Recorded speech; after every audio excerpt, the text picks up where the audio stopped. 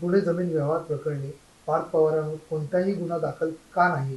मुंबई हायकोर्टाचा थेट सवाल आहे. खरं तर आता पुण्याच्या जमिनीचा व्यवहार सामाजिक कार्यकर्त्यांनी आणि तिथल्या स्थानिक लोकांनी काढला आणि ह्याला जवळजवळ आता 2 महिने होऊन झालेले आहेत.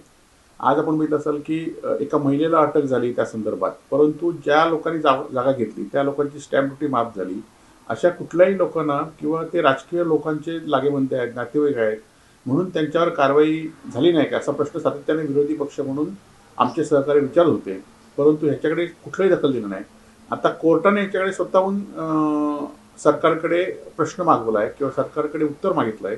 आता तरी त्यांच्यावर गुन्हे नोंद होतील अशी आमची अपेक्षा आहे. लाडक्या बहिणींची विरोधकांचा टांगा उलटवला. योग्य वेळी लाडक्या बहिणींना 2100 रुपये देणार उपमुख्यमंत्री एकनाथ शिंदे म्हणाले. खरं तर लाडक्या बहिणीनं तुम्ही त्यावेळी 1500 रुपये 2100 रुपयाच्या महाजनात अडकवलं आणि आपण बघितलं असाल की आज अनेक लाडक्या बहिणी म्हणजे लाखो लाडक्या बहिणींची नावं या यादीतून कमी झालेली आहेत. आज 1500 रुपये सुद्धा मिळत आहेत, ते सुद्धा 3 महिन्यांनी 2 महिन्यांनी हप्ते देऊन या ठिकाणी मिळत आहेत. आणि त्यामुळे तुम्ही 1500 रुपये 2100 रुपये जे आश्वासन दिलं ते या ठिकाणी तुम्हाला सरकार या लाडक्या बहिणीमुळे तुमचं सरकार आलेलं आहे. कारण लोक तुमच्या भ्रष्ट कारभाराला कंटाळलेली होती. परंतु या लाडक्या बहिणींना तुम्ही जे आश्वासन दिलं त्याच्यामुळे तुमचं सरकार आलेलं आहे ही वस्तुस्थिती आहे. परंतु त्या लाडक्या बहिणींना तुम्ही पैसे सातत्याने द्या, त्यांची नावं कमी करू नका. आज मी एका पेपरमध्ये वाचलं की एका जिल्ह्यातली जवळजवळ 24 लाखापेक्षा जास्त नावं कमी झालेली आहेत आणि ही संख्या वाढवत ठेवण्याचं तुमचं काम आहे. आणि त्यामुळे ज्या निवडणुकीच्या विधानसभेच्या आधी तुम्ही ज्या महिलांना पैसे दिले होते त्याच महिलांना तुम्ही पैसे दिले पाहिजेत अशी या लाडक्या बहिणींच्या वतीने आमची अपेक्षा आहे. अमित शहा आणि देवेंद्र फडणवीस यांचा उद्धव ठाकरेंना टोला. मद्रास हायकोर्टाच्या न्यायाधीश हक्क भंग नोटीसीवरून घेतलं. नाही, खरं तर ही पूर्णपणे चुकीची बातमी भारतीय जनता पार्टी पसरवत आहे. आता मद्रास उच्च न्यायालयामध्ये आम्ही जे हे केले असं म्हणणं आहे ते पूर्णपणे चुकीचं आहे. या संदर्भात शिवसेनेची कुठलीही भूमिका नाही आहे आणि शिवसेना ही प्रखर हिंदुत्वाची आहे. आजही तुम्ही सत्तेतनं आम्ही बाहेर गेलो तरी ज्या पद्धतीने लोकसभेमध्ये आमचे खासदार ज्या बोलत आहेत आणि त्यातनं अमित शहाचा हा उद्रेक या ठिकाणी आम्ही समजू शकतो. परंतु या संदर्भात फडणवीस साहेबांनी जे ट्विट केलं आहे ते पूर्णपणे चुकीचं आहे, चुकीच्या माहितीच्या आधारे केलेलं आहे आणि अशा संदर्भात शिवसेनेची कुठलीही भूमिका नाही आहे. वनमंत्री गणेश नाईक यांनी महाराष्ट्रात आता खरं तर वनमंत्री हे वेगवेगळे विषय सांगतायत. आज सिंधुदुर्ग जिल्ह्यामध्ये हत्तीचा प्रश्न असेल बघितला असेल की आता हत्तींना तुम्ही मानवी वस्तीत घुसतायत, शेतकऱ्यांचं नुकसान करतायत, माकडांचं नुकसान या ठिकाणी होत आहे.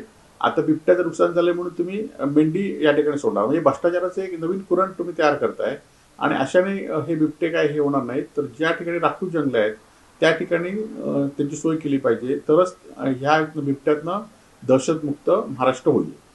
सिंधुदुर्ग जिल्ह्यामध्ये ऑक्टोबर महिन्यामध्ये अवकाळी पाऊस पडला होता आणि या अवकाळी पावसामध्ये भात कापणीचा वेळीच हा पाऊस पडल्यामुळे मोठ्या प्रमाणात शेतकऱ्यांचं नुकसान झालं होतं. शिवसेनेच्या वतीने त्यावेळी मी असून दे, सतीश सावंत असून यांच्या नेतृत्वाखाली आम्ही आंदोलन केलं होतं आणि सगळीकडे त्याचे पंचनामे करा, शेतकऱ्यांना नुकसान भरपाई मिळाली पाहिजे म्हणून आम्ही कलेक्टरांना स्वतः भेटलो होतो. त्याचबरोबर स्वतः शेतकऱ्यांच्या बांधावर पाहणी केली होती.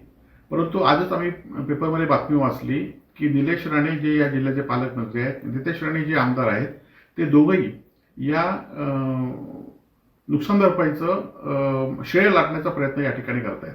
परंतु हे श्रेय लाटून नसून शेतकऱ्यांच्या जखमीवर मीठ चोळण्याचा प्रकार या महायुती सरकारने केलेला आहे. 18,372 शेतकऱ्यांना नुकसान भरपाईसाठी त्यावेळी अर्ज केला होता आणि त्यांना जवळजवळ 4,08,00,000 रुपये फक्त नुकसान भरपाई मिळाली आहे. ती प्रत्येकाला आपण डिवाइड केली तर 2,224 रुपये फक्त ही नुकसान भरपाई प्रत्येक शेतकऱ्याला मिळते. याउलट शेतकऱ्यांना ई पीक पाणी नोंदीची नोंद केली पाहिजे, त्याचा सातबारा काढला पाहिजे, त्याचे फोटो काढले पाहिजेत, तालुक्याला गेलं पाहिजे, कृषी सेवकांना ते तलाट्यांना आपल्या शेतामध्ये आणलं पाहिजे, शेतामध्ये पुन्हा फोटो काढले पाहिजेत. असा भूर्दंड जवळजवळ 1,000पेक्षा जास्त रुपये खर्च प्रत्येक शेतकऱ्याला झाला आहे आणि प्रत्येक शेतकऱ्याला फक्त 2,224 रुपये नुकसान भरपाई मिळालेली आहे. त्यामुळे हे शेतकऱ्यांच्या जखमीवर मीठ चोळण्याचा प्रकार आहे आणि त्यामुळे माझी जे कोण सत्ताधारी पक्षाचे कार्यकर्ते आहेत जे हे सांगतायत की आम्ही नुकसान भरपाई मिळाली ह्याचं श्रेय आहे त्याचं श्रेय आहे, त्यांनी खरं तर ती शेतकऱ्यांकडे जाऊन विनंती करावी, शेतकऱ्यांकडे जाऊन शेतकऱ्यांशी बोलावं. आज राजकीय विरोधक म्हणून आम्ही तुमच्याशी बोलत नाही, तर शेतकऱ्यांना खरोखरच याचा 2,224 रुपयाचा काय फायदा होईल काय, आज राज्यामध्ये ज्यावेळी शेतकऱ्यांना नुकसान भरपाई मिळते ती लाखोंच्या घरात मिळते, परंतु सिंधुदुर्ग जिल्ह्यामध्ये हा अन्याय काय याचा खरं तर लोकप्रतिनिधींनी अभ्यास केला पाहिजे आणि या जखमीवर मीठ चोळण्याचा प्रकार आणि आपलं श्रेय लाटण्याचा प्रकार हा थांबवला पाहिजे, एवढीच माझी इथल्या राज्यकर्त्यांना विनंती आहे. त्याचबरोबर हे 2,224 रुपये किती शेतकरी घेतील आणि खरं तर कालच्या नगरपालिकेच्या निवडणुकीमध्ये एकेका मताला 15,15, 20,20 हजार रुपये खर्च आले.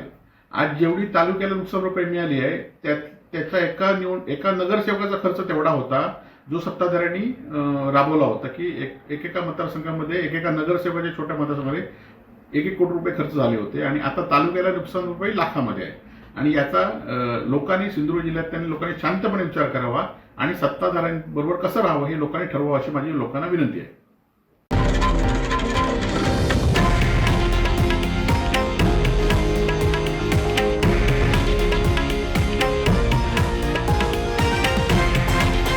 हे आहे देशातील नंबर 1 न्यूज नेटवर्क आणि आपण पाहत आहात TV9 मराठी, एकमेव.